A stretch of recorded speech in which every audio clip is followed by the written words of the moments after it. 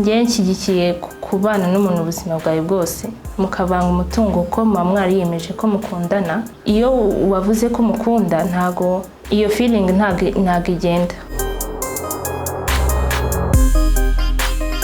Nitwa Keza Naomi Esther, navukiye Kicukiro Gikondo.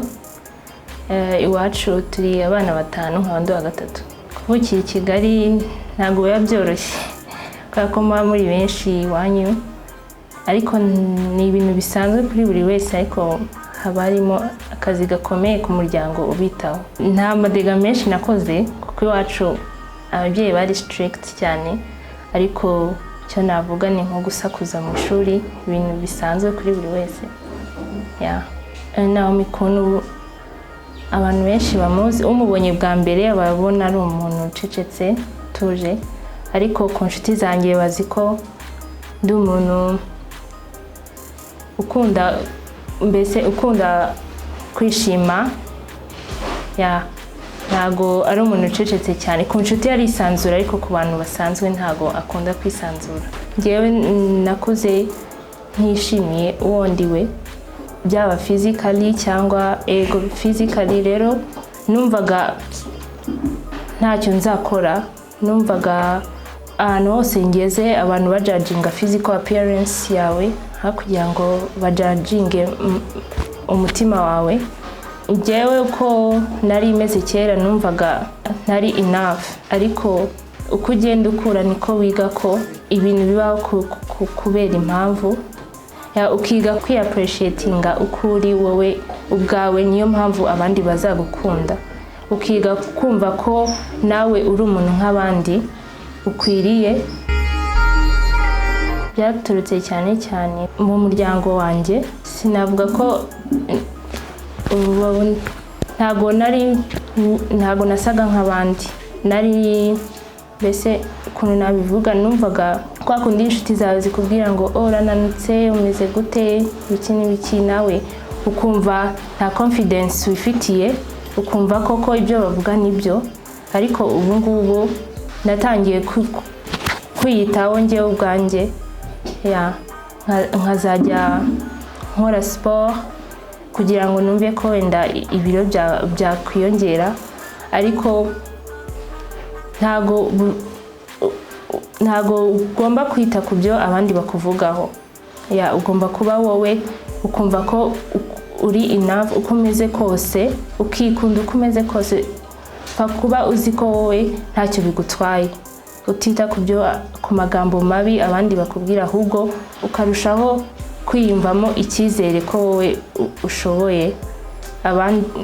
Abakubwira amagambo mabi ntago babura mu buzima.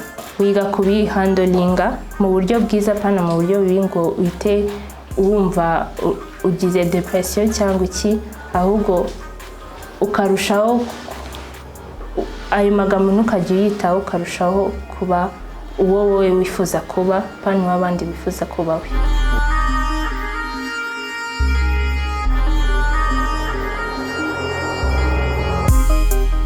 Umuntu uri guca mu byo naciyemo uyu munsi, namugira inama yo gutangira kwikunda we ubwe.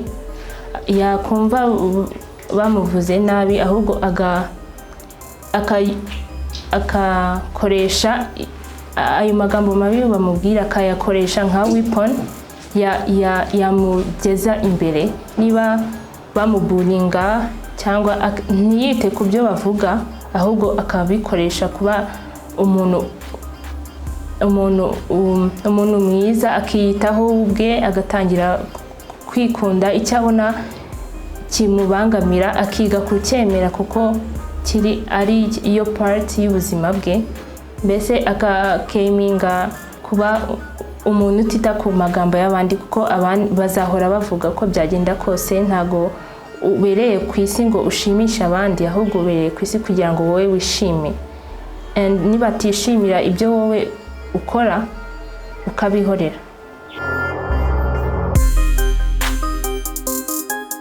Icyo byanduhuyeho nuko ubu ngubu nsigaye numva ko ndi umuntu nk'abandi, kuko icyo abandi bakuvugaho n'ubundi nabo bafite intege nkeya zabo, rero ukumva ko nawe uri umuntu nabo ni abantu, ukumva ko uko bagakwiye kuba bagufata atari wowe, atari impamvu zawe ahubwo ni impamvu zabo.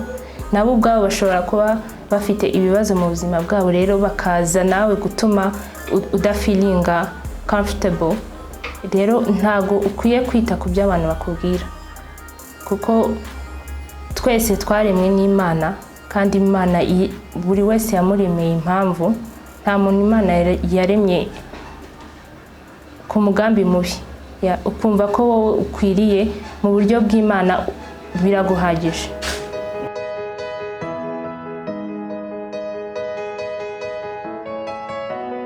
Ibintu binshimisha ni gusohoka abagenzi banjye tukishima. Nkunda travelinga. I love traveling. I love arts. Ibintu nkunda biba muri njyewe nshobora gukora nkishima. Makeup ntago nkunze kuyikora cyane, ntago mbizi, ariko icyo nkunze gukora iyo ngiye gukora makeup ni ngohe gusa. Ntago nkunda gushyiraho ibintu byinshi ngo bitume mpinduka. Makeup igomba kuba yadinga something to your beauty, atari kuguhindura wese. Niyo mpamvu makeup nakunze kuyikoresha iyo nsohotse. Kujya muri Miss Rwanda nabitekereje igihe kinini, nkazajya numva mfite ubwoba, ariko yari experience nshaka gutrayinga kugira ngo ndebe ko I can really face my fears. And nubwo ntabashije gukomeza, ariko numvishe hari aho nageze, kuko no gutekinga iriya step umuntu yiyemeza kwiyandikisha muri Miss Rwanda ni ikintu kiba gikomeye cyane. Yakuba naratinyutse nkabikora, rero numvishe ko hari ikintu gikomeye nakoze, nubwo ntahawe amahirwe yo gukomeza, ariko I'm grateful for it. Nagarukiye kuri auditions.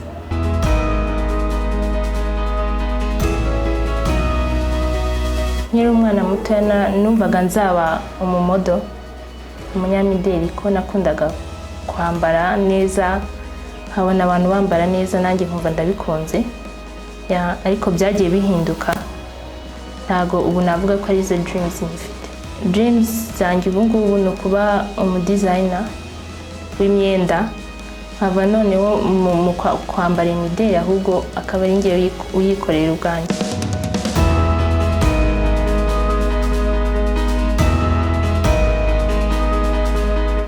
Social media kuri njyewe ni urubuga rutuma abantu bahura bakamenyana, atari gusa gupostinga ifoto umuntu akakwandikira, cyangwa se social media ntago ari urubuga rutuma abantu batifata uko bameze, just kwiyerekana uko umeze wewe wenyine, nta gukabya. Abenshi kuri social media barabeshya, iyo tubonye ifoto tugira ngo ni reality, kandi hari benshi ubuzima baba living kuri social media atari bwo berekana in public.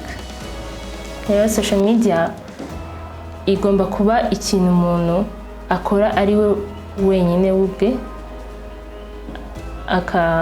akiyerekana uko ari nyawe, atari kwiyishushanya cyangwa kwigira utari we. Slay Queen aho numva bitandukaniye, numva social media buri wese abashaka kwiyerekana asa neza, nta muntu ushaka kwiyerekana asa nabi. Rero abandi bumva Slay Queen bakamwitira Slay Queen, kandi iryo jambo atari cyo rishatse kuvuga.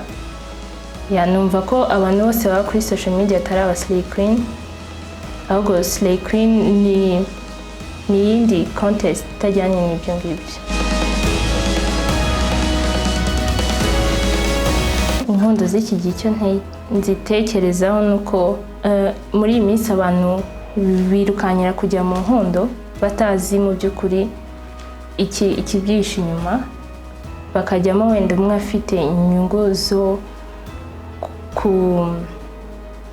amushakaho amafaranga nk'ubu bagiye gukundana, ariko mu by'ukuri numva ko atari ikintu cyiza, kuko hari igihe amafaranga ashira umuntu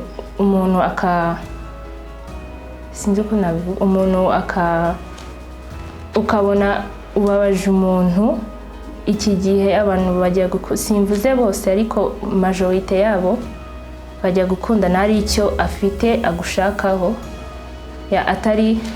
atari papasi y'umutima wawe akurikiye cyangwa se uko umeze, ariko akurikiye ibyo utunze n'ibyo ufite. Njye nshyigikiye kubana n'umuntu ubuzima bwawe bwose, mukavanga umutungo uko muba mwariyemeje ko mukundana. Iyo wavuze ko mukunda, ntago iyo feeling ntago igenda. Niyo yagenda ugerageza uko ushoboye kose ukamwemerera ibyo wamwemereye, ukabishyira mu bikorwa. Niba mwaremeranye gukundana ubuzima bwanyu bwose, muba muzi ko ari ubuzima bwanyu bwose mugiye kumarana. Rero izo kontra numva ko zigomba kuba ku bantu batamenyanye. Iyo mwamenyanye, mwafashe umwanya wanyu wo gukundana, muziranye buri kimwe cyose, kontra ntabwo zagakwiye kuba ziriho. Mwakundana ubuzima bwanyu bwose.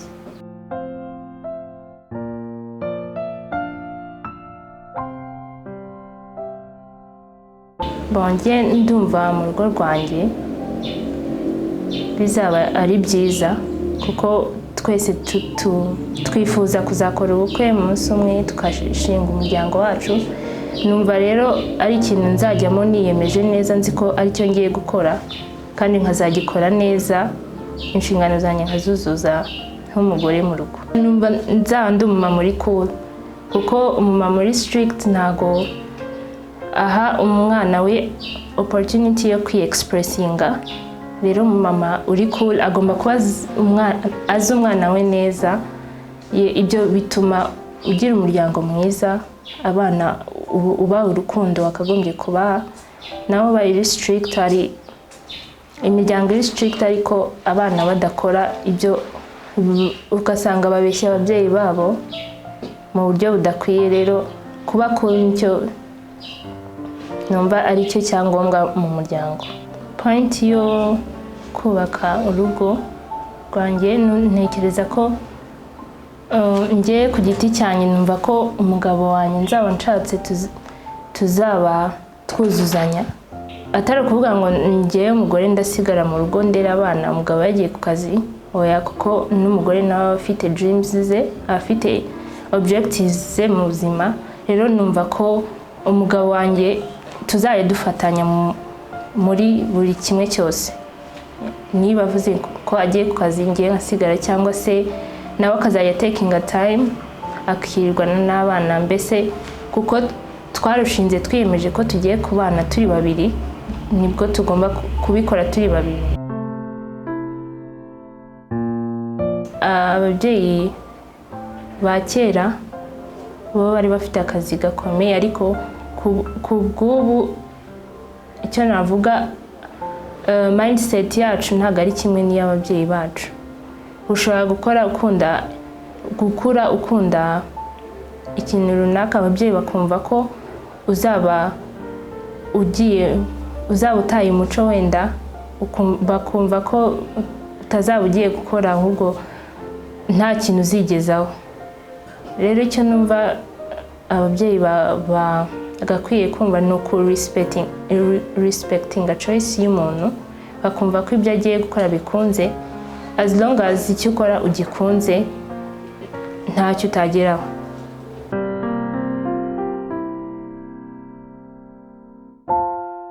Uko urubyiruko bagakwiye kwitwara ni ugutekereza ejo hazaza habo, kuko muri ibi bihe ntago bagira ibitekerezo bigera kure, bagira ibitekerezo by'ubu ngubu, ariko iby'ejo hazaza batabitekerezaho. Rero uko bagakwiye kubikora ni kugira inzozi nkuru, ukashaka n'uburyo wazigeraho, ugakora cyane, ukagira umwete mu byo ukora byose, ukabikora neza, kuko niho uzabonera umugisha. Inama naho urubyiruko ni ukutajudginga abantu. ni ukudacira urubanza abandi, ugakunda umuntu uko ari,